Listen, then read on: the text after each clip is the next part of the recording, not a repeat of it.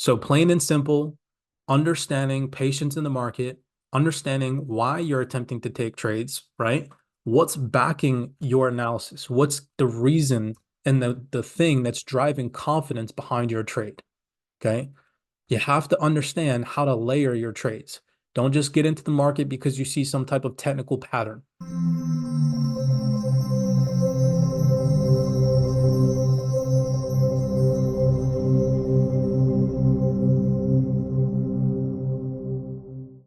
But real quick, we're going to just cover what's happened in the chat and what I've covered over the past couple of days. We're going to talk about crypto real quick, just give you guys some insights into some dollar cost average positions that I capitalize on and how we called them out in advance, how I did so. Then we're going to focus real quick on GBP USD, what happened over the past trading session. And then I'm going to go into a detailistic perspective as to how I caught the move on GBP JPY today. I told you all towards the beginning of the week, my main focus predominantly was going to be GBP JPY. And then as we shifted into FOMC, heading into Thursday, Friday, that my focus was going to shift back towards GBP USD. And then obviously, of course, gold. I'm sitting on the sidelines for right now. All right. So folks, first, I just want to show you guys how I was able to and why I was able to give you guys these dollar cost average positions. Just to give you guys a quick insight on, you know, your ability to capitalize on some of the things that we offer in the CYPRX chat. So back on the 20th of January, I let you guys know that I had some dollar cost average positions for buy limits on ICP. Here you can see that mentioned at $9.50. Now, how I was able to come across that was in the CYPRX private chat in our monthly section. If you go to the crypto delta section and you scroll up here to January 20th, you can see updated the deltas on ICP. He posted this on the 19th of January. So the day before I gave you guys the updated dollar cost average positions, again, I go into the crypto delta section on currency pairs that I specifically hold in my portfolio, and I look at the overall technical analysis, discounted areas where banking institutions or whoever's in control of the crypto market right now were buying from previously. And then I compare that with the delta zones that Usman has provided. So I compare my strategy, which is focusing on previous areas where banking institutions bought from, and I combine that with the delta zones to give me an extra edge in the market. And you can see right down here, $9.52, Usman had a delta zone on in this specific psychological level, which came into a previous area of interest where some demand came into the market on ICP. And that was one of our top performers. If we head over to the charts on ICP, just looking at where I sent you guys that dollar cost average position level on Saturday, January 20th, this is where price action was via this green circle. And you can see how price came straight down into that $9.50 range. We had a nice buying opportunity. My buy limits were triggered, and you can see that we had a 36% increase and rise in our overall capital allocation on our dollar cost average positions. So this is the power of just being patient, right? Not chasing the market. So having that patience and waiting a couple extra days, it only took 3 more days for this to play out. My buy limits came into fruition to the absolute T of a degree. And instead of impulsively trading, chasing the market, and thinking that I'm going to miss out on some move, patience always pays. So this is just to go to show you guys, the power of what it is that we're providing here at CYPRX, regardless if it's in crypto or forex. And you can do this on multiple other digital assets that Usman provides in the form of dollar cost average positions if you're looking to build a portfolio. You have to understand that the volatility and the volume in the cryptocurrency market is so much less compared to the FX markets, where every single day the FX markets are moving thousands of pips, right? Well, in crypto, predominantly, you're only seeing those volatile price swings or price movements when something happens in the market. It's not on a day-to-day basis. So the vast majority of price action in crypto is consolidation, okay, until something happens or something breaks or something via some positive fundamental comes out and creates some type of random demand for digital assets. Okay, so you're going to have patience in order to be a profitable dollar cost averager. That means setting areas of interest, using the delta zones, setting yourself alarms, and waiting for those areas of interest to come into fruition. Also, at the same time, what I like to do is I like to set myself a zone where if price does break above a specific psychological level, I have limits where I will buy in because I don't want to buy any higher than that. So for example, I think I told you guys anything below $12.50 on ICP, I'd be looking to dollar cost average in. So even if where I sent you guys this analysis, the move started to trickle up higher and we broke that $12.50, I would have allocated some capital in because I was still comfortable buying at that level, right? So either way, you play both sides of the market, just being patient and having an understanding that these markets will give you opportunities if you're patient enough. That just takes some independent discipline on your behalf to control emotions and obviously, of course, take a laid back approach. So that was one of the dollar cost average positions that's benefiting my personal portfolio. Hopefully, you guys capitalize on that if you do hold ICP. Let's go over to GBP USD real quick. So in the El Chapo analysis section, as always, ahead of the curve, I attempt to give you guys a fundamental breakdown via what to expect with news coming out throughout the entirety of the week. Scrolling down here, let's see. I gave you guys an overall macro perspective and a weekly recap. We will save time. I went over that in the previous Zoom call, so we'll wait for that till we get to GBP JPY. But here, specifically, just looking at the data releases in focus, what I said to you guys, opening this up so you can see it a little bit further, was our main focal points for the overall week on GBP USD, GBP JPY, and gold. Our first attention came to the JOLTS job openings and the global impact that it could have. And I mentioned to you all that the market anticipates a slight increase, signaling ongoing strength and stability in the US labor market. Now, in previous Zoom calls, what have I told you all? This usually results in.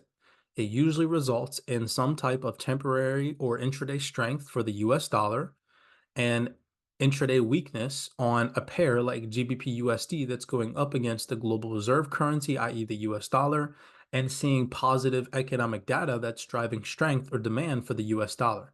So I mentioned this could impact the US dollar, potentially influencing GBP USD. So knowing that the market was anticipating a slight increase, and how to react to that, given the fact that an increase in economic data or an uptick or a rebound will most likely for that trading session have a positive impact on the US dollar. Today, when the data came out, you can clearly see, looking at the consumer confidence in the JOLTS job openings, we had a bounce and an increase in both numbers from previous readings and from expectations. This was set most likely to create strength in the dollar. You can see following that fundamental, had you been tracking what I put out to you guys in the private chat, right, that the market was anticipating a slight increase and how that would affect the dollar. You can see following that how the retail information comes out after. We see GBP USD falling towards the 1.2650 as mood sours. GBP USD staying on the back foot and trades in negative territory during the American session on Tuesday, driven by the cautious market stance, helping the US dollar stay resilient against its rivals after mixed data releases and weighs on the pair ahead of the Fed and Bank of England meetings. So this caused temporary demand for the US dollar and weighed on the Great British Pound during the first half of the trading session. Here you can see the Great British Pound on the left-hand side and the US dollar on the right. This is why studying these fundamentals and understanding how they're going to have a particular market impact is extremely important, because today you could have capitalized on some sell positions on GBP USD. I'm not going to go into full technical breakdown because I'm going to save that for GBP JPY, plain and simple. Now let's go over to GBP JPY, which was my primary focus today. All right. So understanding how I caught this move on GBP JPY has to start from the overall higher time frame macro perspective. What have we been talking about here at CYPRX for the past couple of, literally it's been over, I feel like a year now, right? That we've been focusing on GBP JPY and we've been focusing on what higher time frame? We've been focusing on the Bank of England and the Bank of Japan divergence, where overall the Bank of Japan has maintained a ultra loose monetary policy stance, stimulating and quantitatively easing the economy, right? Due to weakening and bad economic data, their inability to keep inflation above 2%. Vice versa, we have the Bank of England, who's battling inflation, trying to bring inflation down from elevated numbers to the 2% goal overall, and they've had a troublesome time doing so. So they've maintained a more hawkish approach, keeping interest rates elevated or higher for longer, and have been in a tightening cycle for the past, year and a half now. Okay. So with that information in mind, I've been telling you guys to keep playing, or at least that I'm going to keep playing. I can't tell you all what to do, but I've been telling you all to keep playing the bullish scenario on GBP JPY. That means even though we've had these drastic pullbacks over the past couple of months, so on and so forth, what ends up resulting in these drastic pullbacks is a liquidation of anybody that's trying and attempting to sell GBP JPY and a massive expansion move back to the upside, because that's what these central bankers are doing. They're continuously using fundamentals to push price down into discount, to buy at a discount, and to continue to drive price higher. So I've been playing those moves intraday, looking for buying opportunities whenever markets push down into higher time frame discount. So knowing those macro conditions, I continued to use that as a catalyst and a confluence as to why I'm going to continue to buy GBP JPY. And you need to be able to do that because that gives you confidence that the move that you're in is most likely the right direction of the higher time frame. So I gave you guys that full fundamental, talked about what happened last week via the Bank of Japan's monetary policy report, right? They maintain their overall existing loose monetary policy stance. However, we saw that pullback given the strength in the yen after the hawkish remarks from Governor Ueda. Okay, I went over that in this previous video or this previous breakdown. And then we also, to solidify the ultra loose monetary policy stance from the Bank of Japan, we had Tokyo's CPI falling below expectations, underscoring Japan's independence on the Bank of Japan's monetary policy and supporting the continuation of its loose stance. So, knowing that and understanding these macroeconomic factors, all that was left for me to do was gather discounted areas on the higher time frame, i.e. where I want to be a buyer from based off of where previous bank and institutions bought from, and then layer that on with the deltas. Okay, so I'm going to show you how I did that. So first, macro environment check out of the way. Divergence between Bank of England, Bank of Japan, in the back of my mind, understanding that the banks are using other catalysts and fundamentals to push price down into discount to then take buying opportunities. I specifically mentioned to you guys in the CYPRX private chat, you can see this was last night. I told you guys GJ has come down into our first area of interest of the 187. This was the pre-planned analysis that I gave you all, right? You can see where price was at the 186.974 when I sent you guys this screenshot, looking for a bounce off of this first delta for price to turn around and flip back bullish. Obviously, of course, these extension moves up that I'm projecting to you all, that's not how price is going to look. But overall, this is the mindset that we want to have, that every single time price has discounted on GBP JPY over the course of the past year and a half, we've seen a bullish turnaround, right? So we have to be able to play that bias. And as always, I try to let you guys know ahead of the curve what I'm doing in the market. So following that push down into the 187, I just want to show you guys without the deltas how you can conjure that price is in a discounted environment. So let's go to the higher time frame, i.e. the 15-minute, because we're scalpers. The 1 hour and the 15-minute are going to be utilized as our higher time frame. And I just want to take your attention back to some previous trading sessions to go over the CYPRX 2.0 content and how we can track areas of interest where banks previously bought from.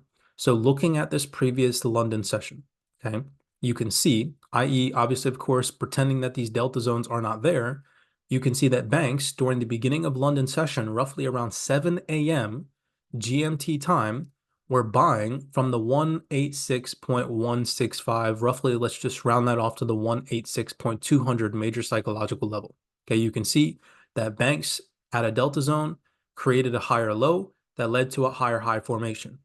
Following that impulsive move, we had a slight pullback. Again, London session facilitated more buys. How do we know this? Because market makers are the only people with the amount of money and liquidity to push markets higher. Retail can't do this. So seeing this slight dip, pullback, this is now another time interval, i.e. the 3.0 content where I talk to you guys about time intervals. You can see down at the bottom of my charts. This is particularly 11:15 or 7:15 a.m. GMT time. We see another impulsive move. Let's go down to the lower time frame. So 15-minute structure, we can see this is where banks were buying from during London session. So I marked those off as London session buy areas. Okay. Using my, let's just call this horizontal vertical tool, whatever that is, I just slap those areas of interest on. Why? Because I know, remember, this is excluding delta zones. If banking institutions, think about it, macro higher time frame overall in GBP JPY have been pushing price down at the discount and buying, I know that marking these levels off, if I see price come back down into these areas of interest on the higher time frame, then when they do, I can jump down to the lower time frame and see if I see any structural shift or any buyers coming back into the market to look for lower time frame buying opportunities for scalps, right? So now let's jump down to the 5-minute just to confirm some structure on the lower time frame. We're going to go all the way back to that London session.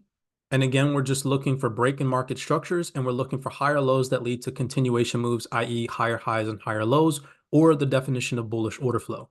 And you can see how those 15-minute areas of interest on the 5-minute time frame now correlate to that structure, right? So here, again, we can see a high, a slight pullback or dip in price, creating a higher low, leading to a new high in the market. This is now 7:15 a.m. GMT time.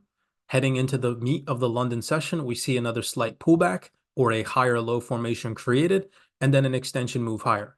So now correlating that with the 5-minute time frame, I just solidified that these were higher lows in the market. Excuse me. Then adding on the delta zones, which give you an extra added confluence to see if price can come down into these levels and fail to break the deltas, creating manipulation moves and then bullish order flow through the deltas once we come back down into these levels on the higher time frame. So I'm just trying to show you guys in detail how I was able to gather these levels. All right. So remember that once we move into current price action, these levels were marked by these white lines because I want to show you guys how they reacted, because what I was doing was I was taking my Fibonacci on the higher time frame, the 15-minute and the hourly, from these lows all the way up to the highs, which I'll show you in just 1 second, to gather that price was discounted on the higher time frame. So let's go to the hourly. Okay. Let's zoom out. Let's turn these session indicators off now that you guys have the areas of interest that I was looking for, right? Okay. So you can see again how now from the 5-minute time frame, from the 15-minute time frame, now we're on the hourly time frame, how these discounted prices correlate, right? Here we can see some consolidation, a breakout of that consolidation. I already just showed you guys how we're in the lower time frames, the 5-minute and the 15-minute, we created bullish structure on that London session. So what I was doing on the hourly to confirm that price was on a higher time frame discount was taking my fib from the lows to the highest point in price, which was roughly up here at around the 188.900. And I was extending my Fibonacci over. And you can see price came down into that 79% sweet spot that we like to see for trading specific currency pairs. Okay, so this is just me solidifying that I was trading in tandem with what I attempt to teach you guys, which is to buy if you're buying at a higher time frame discount. Okay. So first, let's think about everything that came into this trade. Macro environment, macroeconomic conditions, divergence between Bank of England, Bank of Japan, supporting my overall confluences that I'm looking for buys. I'm not going to be selling because every single time sellers usually have gotten caught off guard. What do I mean by that? You can see here, every single time prices dip down on GBP JPY, sellers get liquidated. Same thing here. Sellers get liquidated. Same thing here. Sellers in the market, boom, price reverses, sellers get liquidated. So we can imagine that most likely the same type of scenario right now is about to happen. We have sellers above these highs. We have the overall divergence between central banks driving demand for the Great British Pound versus the yen. We're most likely going to see some type of liquidation events above these highs, even if it takes a couple of trading sessions. Even if the market from here reverses back down, clears out some highs, comes back down, and then does something like this, comes back up and takes more liquidity from highs. We're going to continuously see this up and down battle on GBP JPY, but predominantly buyers have been in control on the higher time frame overall. Okay. So any questions from the macro perspective, higher time frame perspective, how I got these areas of interest so far before we jump down to the lower time frame? Keep in mind, as we scale down, this is how you layer, right? This is how you layer. So first, fundamentals. Second, higher time frame. Make sure that you're trading in tandem with the higher time frame, right? Let's turn our session indicators back on, and now let's scale down, and I want to show you all how all of this correlated on the lower time frame. Okay. So again, remember our focus, I even mentioned to you all in the chat, was I want to see price hold above, says right here, I want to see price hold above the 187. If we can't hold above the 187, then most likely what we're going to do is we're going to come down into the 186.200 to the 186. We did not get that.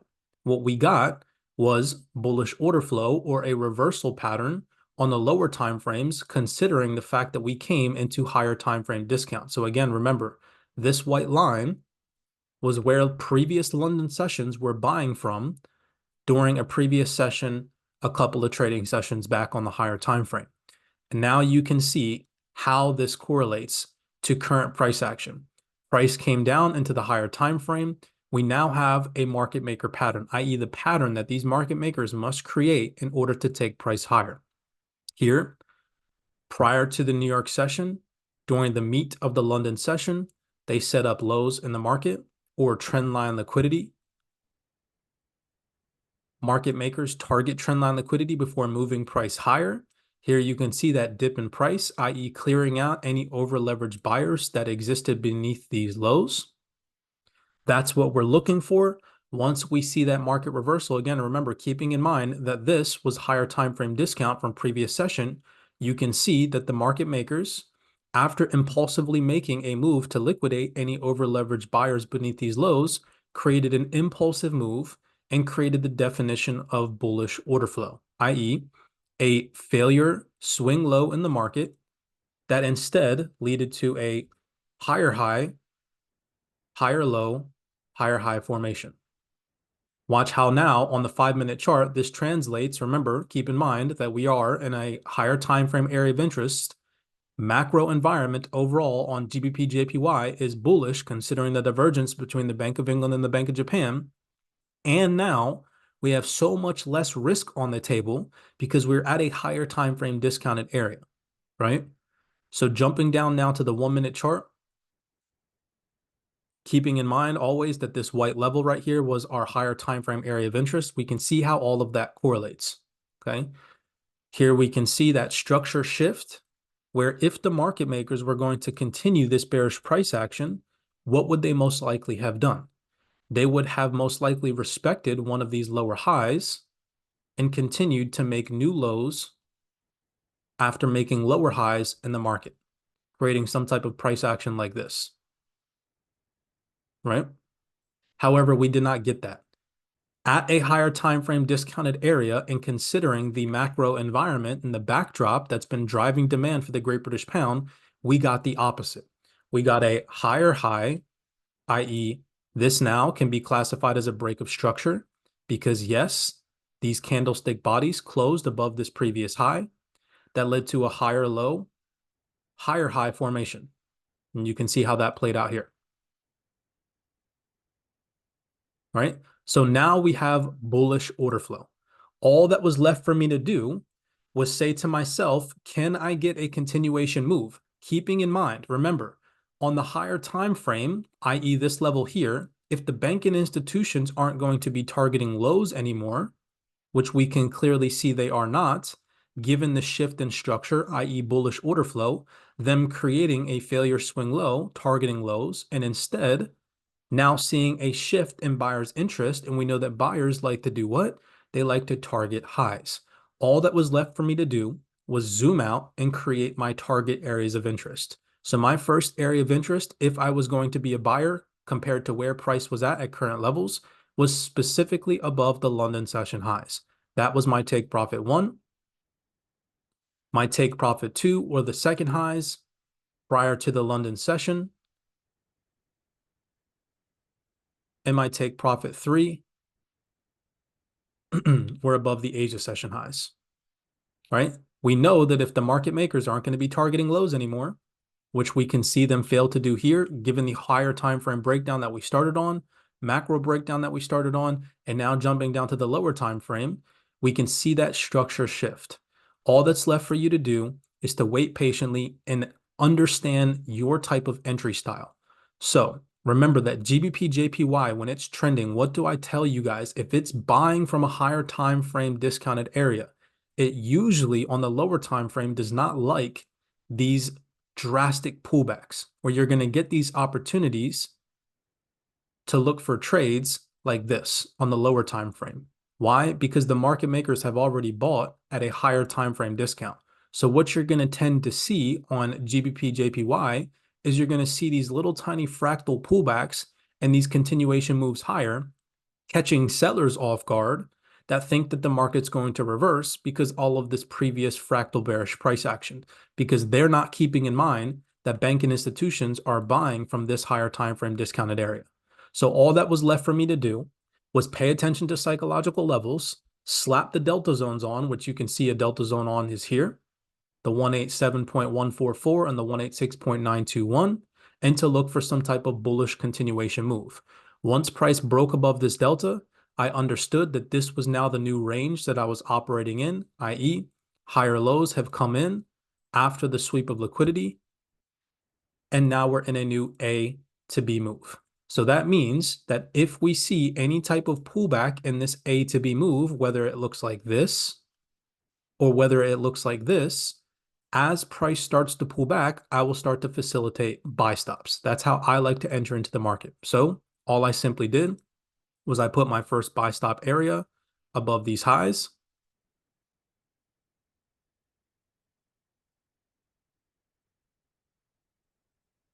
And as the market started to pull back, I just started to trail down my buy stops. I did this in order to make sure that I do not catch. Again, remember, there's two styles of entries that could potentially take place now that we've confirmed higher time frame discount, macro environment pushing demand for the Great British Pound, fractal bullish structure shift on the lower time frame, considering the fact that we have come now into higher time frame discount. All that was left for me to do was manage my risk properly and again gauge where the market's most likely going to target next, given these previous highs, right? So safe stop loss for me, if the market entered me in at this buy stop, was beneath this low here. Tight stops for me would be anywhere beneath these bullish candlesticks. And sure enough, the market reversed, entered me into my buy stop. So for me, what I wanted to do is I wanted to see the market hold above this delta zone bottom.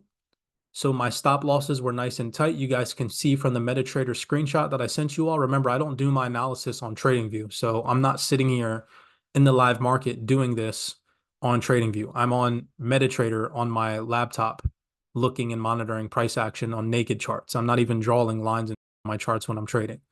Simply, once the market entered me into my buy stop, my take profit 1 was 20 pips. My take profit 2 was 34 pips. Coming in at roughly the 187,300 is what I was targeting, right? That gave me a nice 1 to 3 risk to reward ratio. The market entered me in, and sure enough, that trade played out to the absolute T of a degree. You can see where price action is at now, right? So plain and simple, understanding patience in the market, understanding why you're attempting to take trades, right? What's backing your analysis? What's the reason and the thing that's driving confidence behind your trade, okay? You have to understand how to layer your trades. Don't just get into the market because you see some type of technical pattern. There has to be some type of fundamental reason driving why you are moving or trading in some certain direction.